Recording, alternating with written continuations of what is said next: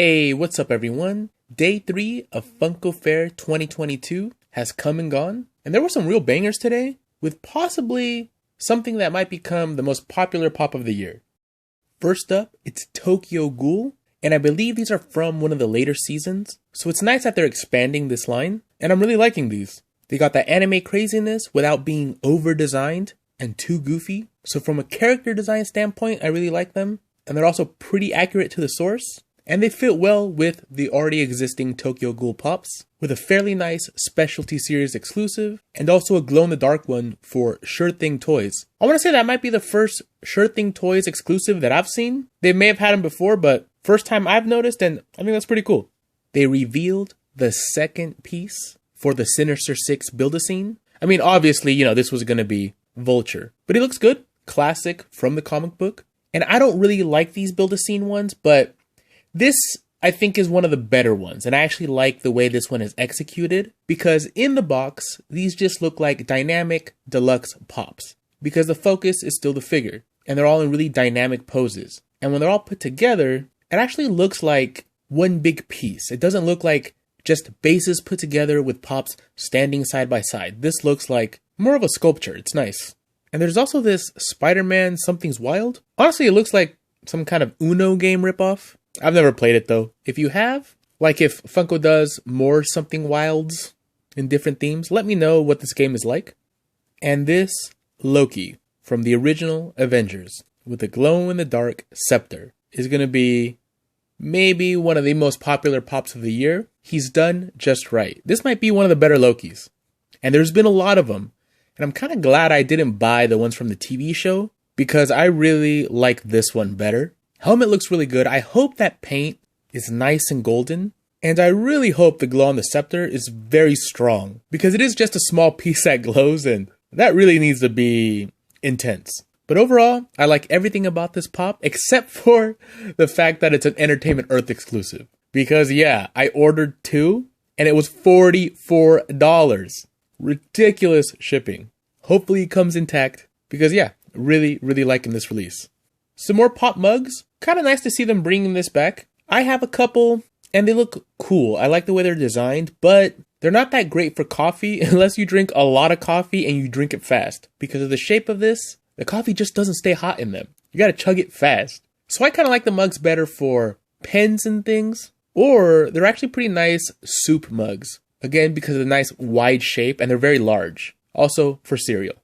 Now a whole nother wave of blacklight Marvel pops. And these ones are pretty wild. Falcon here, look at the body, that's crazy. Really like that one. Wanda looks good. They're all super nice. I forget, that's Hawkeye's daughter, right, with the dog? But she looks really good. I love the highlights in her hair and Sylvie's hair. And also on Sylvie's robe, that green on the purple looks really nice. The pink on the black. Really loving the color choices on here. The only thing that's a little jarring is the bright pink face on Wanda and Killmonger. But it is kind of a nice, because it mixes it up. Not a lot of the black lights have pink faces. A lot of them have yellow ones or orange. So although it does kind of look like Wanda and Killmonger fell asleep on the beach for a little too long, I think in person they're going to look really nice.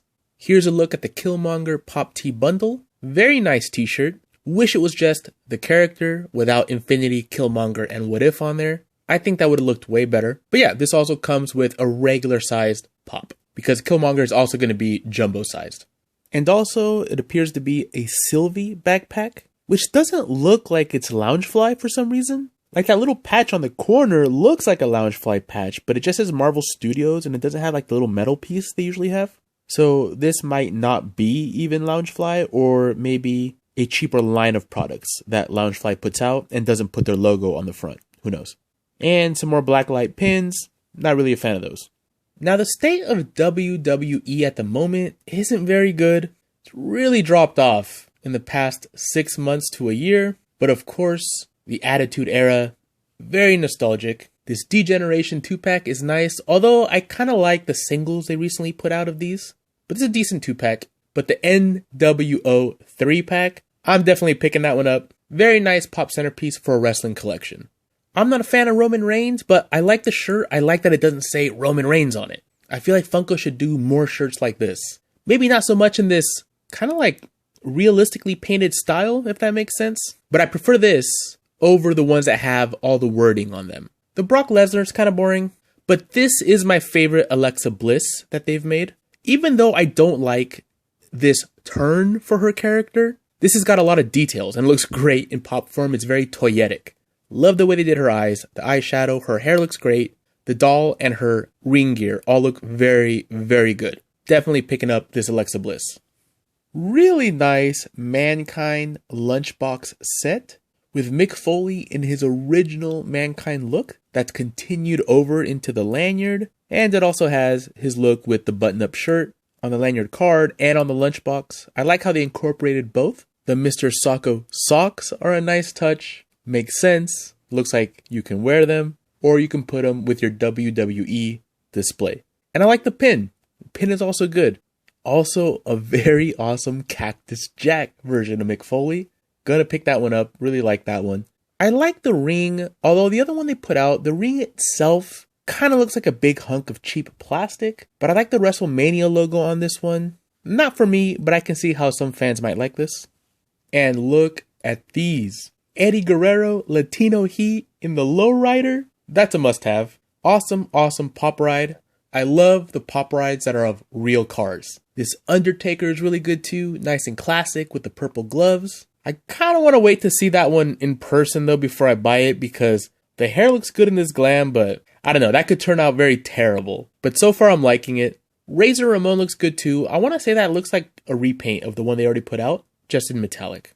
And Loungefly making something for the boys or the girls, right? But Loungefly tends to be geared towards the women. But this right here, not bad for wrestling fans of all ages and all sexes.